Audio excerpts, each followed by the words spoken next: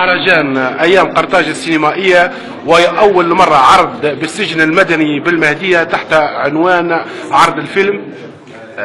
فيلم اسمه قدرات غير عادية للمخرج أبو العبد السيد. معنا خالد أبو النجاة، وأكثر التفاصيل عن هذا العرض الأول.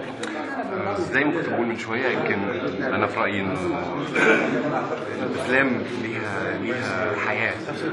هذا الفيلم يمكن ده تاني عرض ليه بعد مهرجان أبو ظبي، النهارده في مهرجان أيام قرطاج، ولم أتوقع إن يكون في هذه الفعالية إنه يعرض في سجن النهارده، وفي عرض آخر في سجن آخر، وكمان في الجامعات.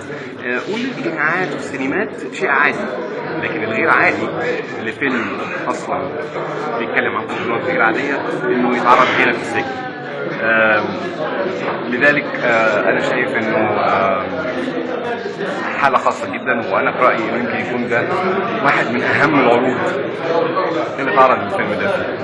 شكرا.